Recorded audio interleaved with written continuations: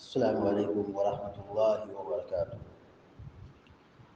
الحمد للہ رب العالمین والعاقبۃ للمتقین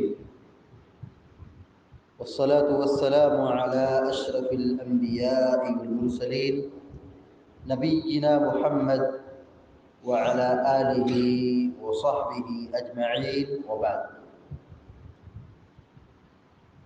اعوذ باللہ من الشیطان الرجیم الذين يؤمنون بالغيب ويقيمون الصلاة ومما رزقناهم ينفقون۔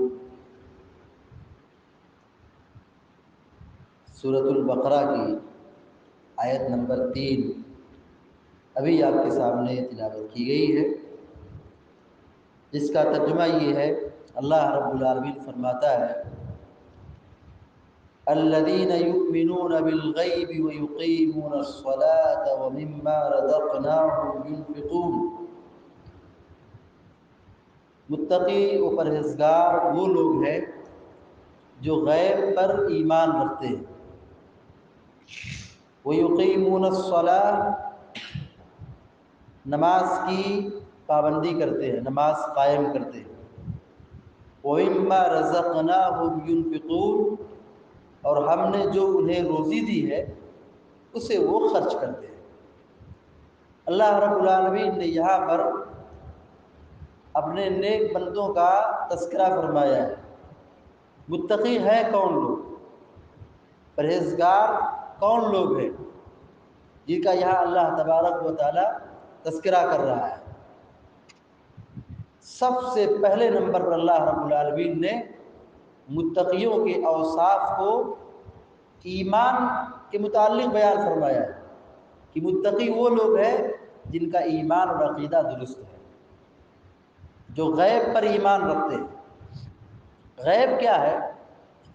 جو چیز ہم سے غائب ہے، جس کو ہم عقل کے اعتبار سے، حواس خمسہ کے اعتبار سے نہیں سمجھ سکتے،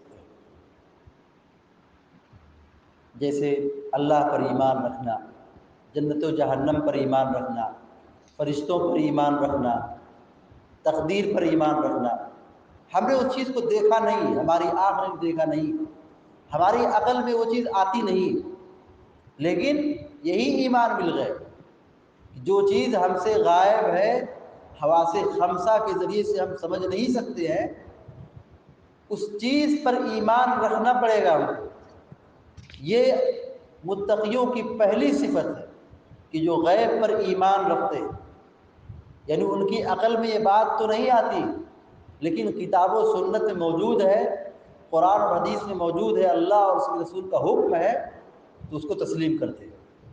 اب جنت اور جہنم اللہ رب العالمین کی ایک مخلوق ہے، اس پر ہمیں ایمان رکھنا ہے، آخرت پر ایمان رکھنا ہے، مرنے کے بعد حساب و کتاب پر ایمان رکھنا ہے، مگر وہ چیز ہمیں دکھائی نہیں دے رہی، ہم اس کو دیکھ نہیں رہے، ہم اس کو ہم عقل کے اعتبار سمجھ میں نہیں آ رہے، لیکن قرآن اور حدیث میں موجود ہے کہ جنت پر ایمان رکھنا ہے، آخرت پر ایمان رکھنا ہے، جہنم پر ایمان رکھنا ہے، تو اسی ایمانیات کو غیب کہا جاتا ہے، ایمان بالغیب۔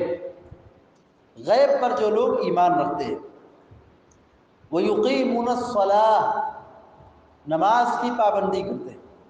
متقی وہ لوگ ہیں جو نماز کی مکمل پابندی کرتے ہیں، خشوع و خضوع کے ساتھ، وقت کی پابندی کے ساتھ نماز کا اہتمام کرتے ہیں۔ دیکھیے، نماز بہت بڑی عبادت ہے، نماز بہت بڑی عبادت ہے۔ ایمان کے بعد، اسلام قبول کرنے کے بعد سب سے بڑا فریضہ جو ہم مسلمانوں پر لاگو ہوتا ہے، نماز کی پابندی۔ بغیر نماز کے زندگی کا تصور نہیں کیا جا سکتا ہے، اور نہ کبھی دنیا و آخرت میں کامیابی کے بارے میں ہم سوچ سکتے ہیں۔ اگر ہمیں دنیا و آخرت میں کامیابی چاہیے، عزت و وقار چاہیے، سرخ روئی چاہیے، کامیابی چاہیے، تو نماز کی پابندی بہت بڑی ضروری چیز ہے۔ یہ نماز ہم کو بے حیائی سے روکتی ہے، ان الصلاۃ تنہی عن الفحشاء والمنکر، نماز یہ بے حیائی اور برے کاموں سے روکتی ہے۔ یعنی ایک آدمی نمازی ہو وہ بڑے بڑے گناہ کرے، ایسا نہیں ہو سکتا ہے۔ اگر وہ کر رہا ہے تو حقیقت میں یہ ہوگا کہ یہ نماز تو پڑھتا ہے لیکن نماز کی روح سے، نماز کی جو اصل گہرائی ہے، اصل جو نماز کا تقاضا ہے، اس سے محروم ہے۔ عام طور پر یہی ہوتا ہے کہ جو آدمی نماز پڑھتا ہے، نمازی ہے، دیندار ہے، پرہیزگار ہے، وہ گناہوں سے دور رہتا ہے، وہ گناہوں سے دور رہتا ہے، وہ گناہوں کی لذت سے محروم ہوتا ہے۔ جو آدمی سجدے کی لذت سے، نماز کی نعمت سے، نماز کی لذت سے محظوظ ہو، وہ گناہوں کی دلدل میں نہیں پھنستا ہے۔ تو اللہ رب العالمین نے متقیوں کی دوسری صفت بیان فرمائی کہ وہ نماز کی پابندی کرتے ہیں، نماز کا اہتمام کرتے ہیں، کیونکہ نماز یہ واحد عبادت ہے جو کسی بھی صورت میں معاف نہیں، کسی بھی صورت میں اس کی چھٹی نہیں ہے۔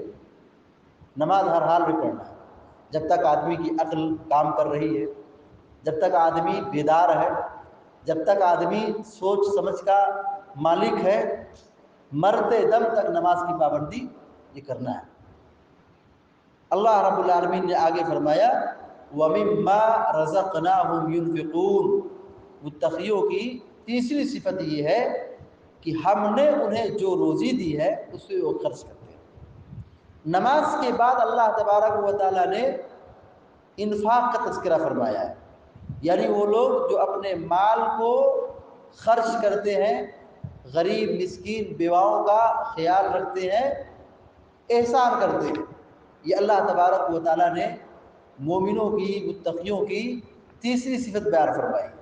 اور اللہ تبارک و تعالیٰ نے قرآن کریم میں بہت ساری جگہوں پر نماز کے ساتھ زکوٰۃ کا تذکرہ فرمایا ہے۔ وَأَقِیمُوا الصَّلَاةَ وَآتُوا الزَّکَاةَ، نماز پڑھو زکوٰۃ دو، نماز پڑھو زکوٰۃ دو۔ چونکہ نماز یہ اللہ رب العالمین کا حق ہے، ہم اللہ رب العالمین کی عبادت کریں، اور اللہ نے مال سے نوازا ہے تو اللہ کے بندوں کا خیال رکھیں، خدمت خلق، انسانوں کی خدمت، مسلمانوں کے کام آنا، مسلمانوں کی مدد کرنا، غریبوں اور پریشان حال لوگوں کا خیال رکھنا، یہ ہمارے دین کا بنیادی حصہ ہے، بنیادی تعلیم ہے۔ نماز پڑھتے ہیں، غیب پر ایمان رکھتے ہیں۔ تیسری جو صفت ہے کہ جو ہم نے روزی دی ہے اسے وہ خرچ کرتے ہیں، صدقہ دیتے ہیں، خیرات نکالتے ہیں، زکوٰۃ دیتے ہیں، ایک دوسرے کی مدد کرتے ہیں، یہ اللہ تبارک و تعالیٰ کا حکم ہے۔ اور دوسری بات یہاں پہ یہ ہے کہ اللہ تبارک و تعالیٰ نے یہ کہا کہ ہم نے جو روزی دی ہے، ہم نے جو ان کو روزی دی ہے، معلوم کیا ہوا؟ یہ جو ہمارے ہاتھ میں مال ہے، ہمارے ہاتھ میں جو دولت ہے، یہ اللہ رب العالمین کا دیا ہوا انعام ہے، یہ اللہ کا احسان ہے۔ ایسا نہیں کہ ہم نے کمایا ہے تو یہ ہماری محنت کا پھل ہے، نہیں، قطعاً نہیں۔ ضرور ہمیں کمانا پڑے گا، محنت کرنا پڑے گا، لیکن کوئی یہ کہے کہ ہمیں یہ دولت ملتی ہے، مال ملتا ہے ہماری محنت کی وجہ سے، ہماری عقل کی وجہ سے، ہمارے فن کی وجہ سے، ہماری ہوشیاری کی وجہ سے، ایسا قطعاً نہیں۔ آپ دنیا میں دیکھیے بہت سارے لوگ ہیں جو بہت زیادہ محنت کرتے ہیں، وہ بہت کم مال پاتے ہیں، بڑی لمبی ڈیوٹی ہے، بڑی محنت ہے، بڑی مشقت ہے، لیکن تنخواہ بہت کم ہے۔ اب بہت سارے لوگ آپ کو ملیں گے جن کو کوئی محنت نہیں کرنا پڑ رہا ہے، کرسی پر بیٹھ کر، آرام سے بیٹھ کر بڑی اچھی تنخواہ لے رہے ہیں۔ کوئی بڑی محنت کر رہا ہے، بڑا پسینہ بہا رہا ہے اور اس کو تھوڑا مل رہا ہے، اور ایک آدمی محنت نہیں کر رہا ہے، کم محنت کر رہا ہے اور اللہ تعالیٰ اس کو بہت نواز رہا ہے۔ تو یہ اللہ رب العالمین کی تقسیم ہے، یہ اللہ رب العالمین کی تقسیم ہے، کسی کو کم دیا، کسی کو زیادہ دیا، کسی کو بیچ میں رکھا، متوسط رکھا۔ تو اللہ نے یہی کہا کہ ہم نے جو انہیں روزی دی ہے، معلوم یہ ہوا کہ یہ جو روزی مل رہی ہے ہمارے فن کا کوئی دخل نہیں، ہمارے فن کا کمال نہیں، ہماری محنت کا کمال نہیں، ہماری ہوشیاری کا کمال نہیں، بلکہ یہ اللہ تبارک و تعالیٰ کا انعام ہے، اور یہ اللہ نے ہم کو سہارا بنایا۔ یہ مال جو ہم کما رہے ہیں یہ تو سہارا، سپورٹ ہے، یہ تو ہم جو محنت کر رہے ہیں یہ ذریعہ ہے، لیکن اصل روزی دینے والا رزاق اللہ رب العالمین ہے۔ تو اللہ نے جو انعام کیا ہے، احسان کیا ہے، اس کو اللہ کے بندوں پر خرچ کرو، احسان کرو۔ جیسے اللہ نے انعام کیا ہے، اللہ نے ہم کو مال والا بنایا ہے، ہمارے ہاتھ میں دولت ہے، تو ہم اس دولت کا غلط استعمال نہ کریں، بلکہ اس کو نیک راستوں میں اچھی جگہوں پر خرچ کریں۔ اور خاص طور پر اللہ تعالیٰ نے جو یہاں پہ حکم دیا ہے کہ ہم نے جو انہیں روزی دی ہے اسے وہ خرچ کرتے ہیں۔ کہاں پہ خرچ کرتے ہیں؟ رشتہ داروں پر خرچ کرتے ہیں، اپنوں پر خرچ کرتے ہیں، غریبوں اور مسکینوں پر خرچ کرتے ہیں۔